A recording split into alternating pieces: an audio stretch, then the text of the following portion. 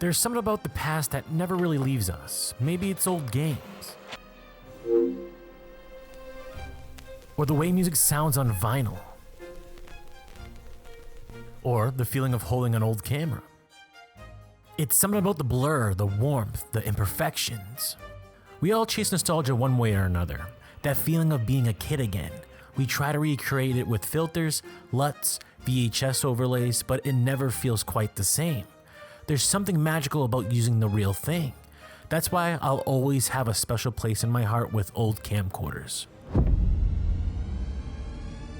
So this is my Sony VX2100, and on today's episode, I'm finally getting it fixed.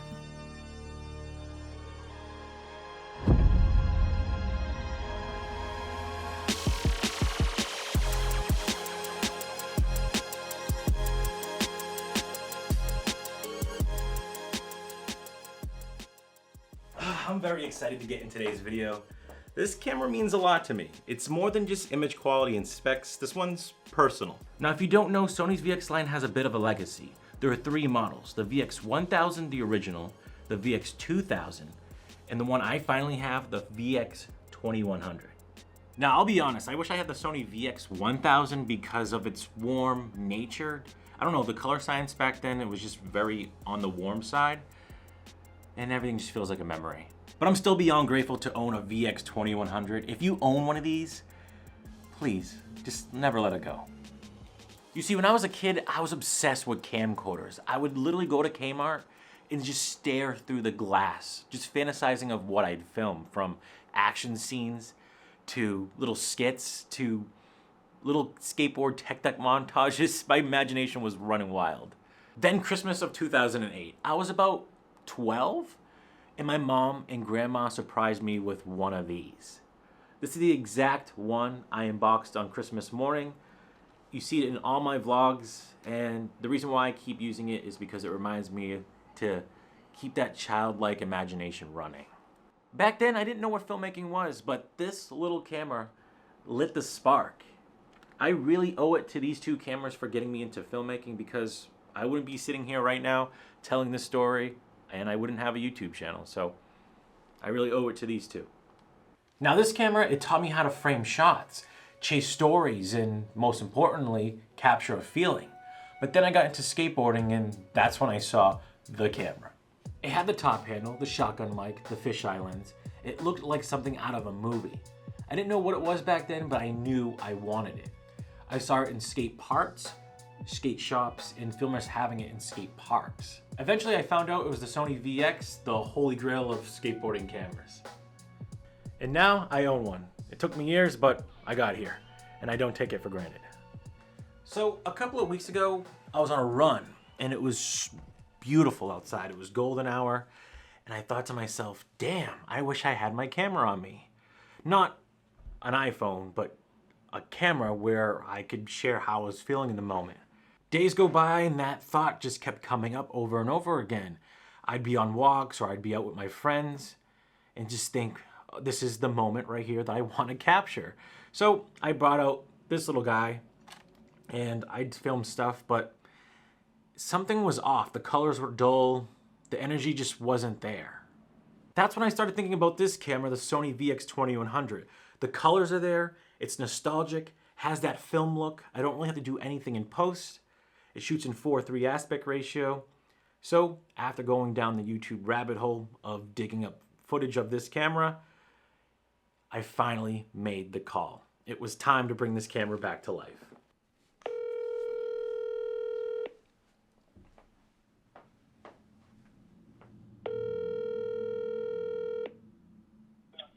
Video Electronics.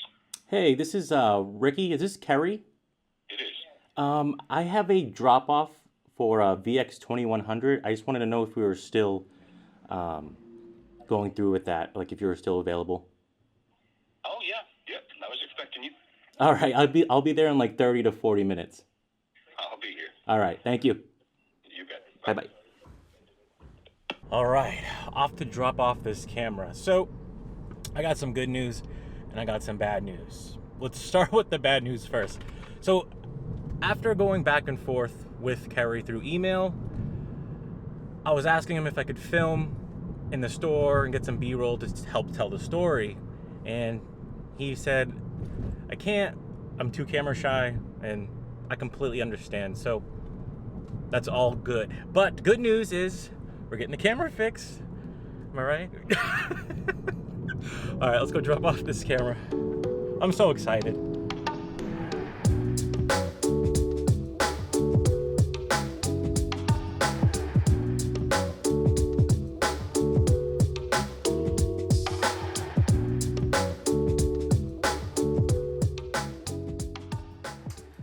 Okay, we are back at the studio.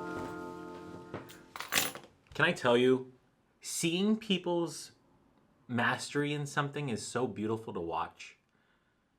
So I walk in, and the first thing that happens is nostalgia hits me in the face, because everywhere I look is something from the early 2000s. You got your camcorders, you got your VHS players, DVD players, old TVs, and I was just like, wow, I really wish I could have filmed this. So I walk in more, and I see the guy that's working or is gonna work on my camera, and he has his little glasses on, and he has like a little screwdriver, and the whole camera is like split apart. And I was just so blown away, because one, to open up a camera is easy, but to put it all back together in a working order with different parts is another thing. It does stink when people get camera shy, because yes, I do get it. You're running a business and you're working, and things need to be done in a certain time frame. But for you watching, it's like, oh, I wish I brought you there to get the same feeling I got to share. But today's Friday the 11th of July, and he said, I'll give you an answer by Monday. So got some time. So I'll fast forward to Monday.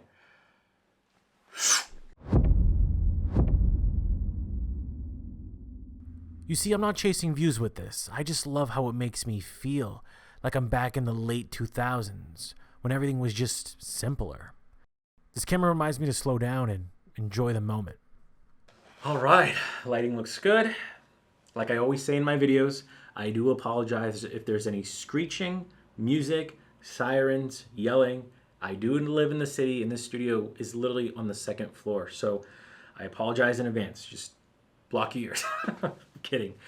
I do want to go over what's been done to this, because this is the first time I've ever seen this camera on, and it just looks so cool going through the menu and seeing all the retro fonts and stuff. It's awesome. So what he did was he replaced the handle. This is completely new. Handle cover, a left mic cabinet. This microphone was literally split open, had a bunch of dust in there. I was, ooh. He fixed the LCD screen. This was super loose. He gave me a new eyepiece, but it looks like Mike Tyson took a bite out of it. But that's all right. I can just order one from eBay or something. That's not really a big thing. It doesn't affect anything at all, so that's fine. He gave me a battery and a charger, so I can just plug this into the wall when I'm done with it. A hood cap. He cleaned, he lubed, he gave everything in alignment. Now, I don't get what this is, but I'm not a camera tech. A service reel drive and a reset tension and an overall test. So quite the list. A lot of maintenance done, and it wasn't cheap. So like I said in the beginning, I want to keep this camera alive. You know, 10 to 15 years down the road, these might be extinct, and you may not be able to find parts anymore. So now the setup. I want to go over this for anyone who's interested in building a setup like this or has a high-8 camera that takes tapes. So this one's for you. Now I'm going with two routes. Like I said in the beginning of the video, I used to skate religiously. Every single day I'd put my blood, sweat, and tears, but now that I got older, I have bills to pay, and I can't really afford to injure myself like I was doing back when I was a kid. But to keep this whole camera raw, I'm going tapes to film my friends skateboarding. Maybe I can make a vlog of me skateboarding and showing you old tricks that I used to be able to do, like tray flips and nollie heels. If you want that, let me know. I will definitely make that if you want that. So that's that route. Now the second route is tapeless. You see, we live in a world where we want things fast. So I thought maybe I could have a setup that takes tapeless. I've been seeing it everywhere from other creators that do this type of build, where they just strap a monitor on there and they put a memory card in and it captures what the camera's seeing.